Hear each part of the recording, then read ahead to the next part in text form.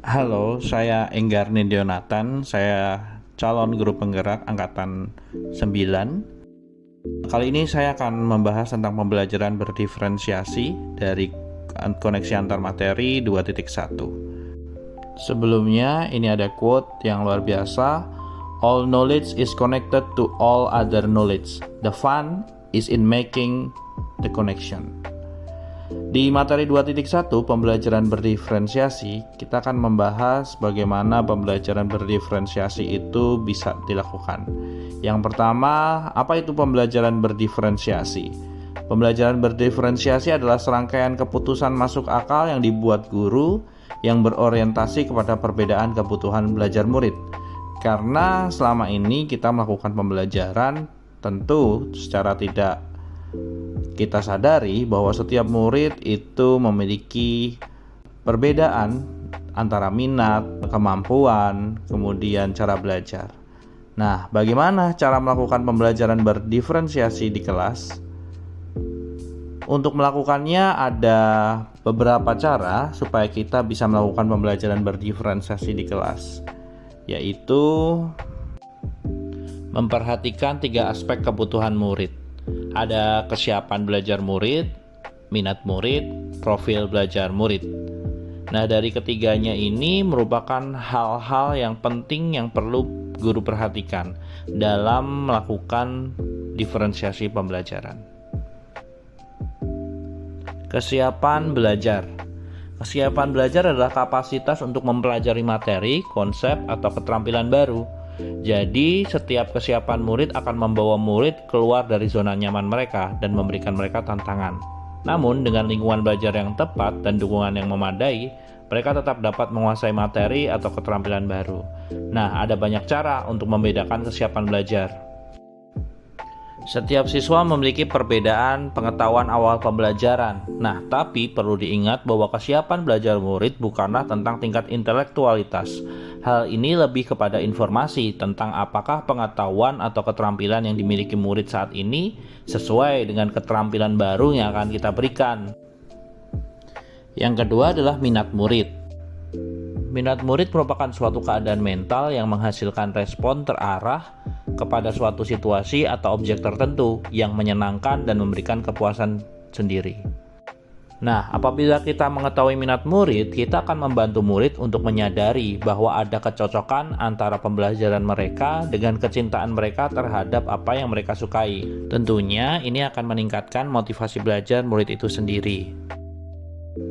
Yang ketiga adalah profil belajar murid. Profil belajar mengacu pada cara-cara bagaimana seorang individu menentukan cara mana yang menurut mereka efisien dan natural untuk belajar. Ada anak yang suka belajar di ruang terbuka, ada anak yang suka belajar di dalam ruangan, dan ada anak yang tidak suka belajar di dalam kebisingan. Bahkan ada anak yang belajar dengan musik-musik tertentu untuk meningkatkan motivasi. Ada anak yang belajar dengan cara mencoba, ada anak yang cara belajarnya hanya dengan melihat, atau mungkin mereka lebih cenderung suka untuk mendengarkan. Setiap anak memiliki preferensi yang berbeda terhadap lingkungannya, terhadap budayanya, terhadap gaya belajarnya. Harapannya guru memiliki kesadaran tentang ini, supaya guru dapat memvariasikan metode dan pendekatan mengajar mereka untuk membantu setiap siswa memahami dan memiliki lingkungan belajar yang sesuai dengan mereka. Untuk mengidentifikasi kebutuhan belajar murid, kita bisa mengamati perilaku murid-murid secara langsung, mencari tahu pengetahuan awal yang dimiliki oleh murid, melakukan penilaian formatif, kemudian melakukan refleksi sehingga kita mengetahui sejauh mana murid-murid ini memiliki kebutuhan belajar. Yang selanjutnya, kita juga bisa mendiskusikan kebutuhan murid dengan orang tua atau guru sebelumnya. Jadi, kita melakukan komunikasi dengan orang tua atau mungkin dari guru sebelumnya, wali kelas sebelumnya, sehingga kita mendapatkan banyak informasi terkait dengan murid-murid kita. Atau kita juga bisa membaca rapor murid dari kelas mereka sebelumnya. Melalui nilai rapor, kita mengetahui kelemahan, kekuatan mereka.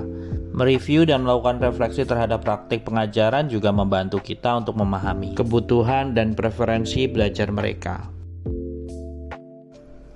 Awalnya saya berpikir bahwa pembelajaran diferensiasi adalah mengkotak-kotakan siswa berdasarkan kemampuan mereka atau perbedaan mereka. Namun saya salah.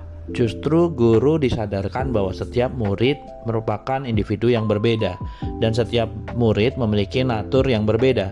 Nah, bagaimana guru mampu merespon kebutuhan belajar muridnya? Disinilah kita belajar bahwa pembelajaran diferensiasi merupakan alat media yang bisa kita lakukan untuk melakukan manajemen kelas yang efektif.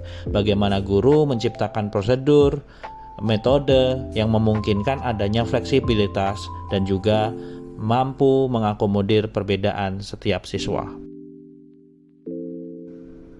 Pendekatan pembelajaran berdiferensiasi adalah tentang memahami dan merespon kebutuhan dan minat siswa. Hal ini sesuai dengan nilai dari guru penggerak bahwa kita harus melakukan pembelajaran yang berpusat pada siswa.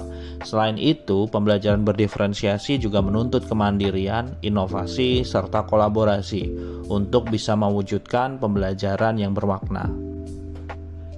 Terima kasih, semangat belajar untuk mengajar.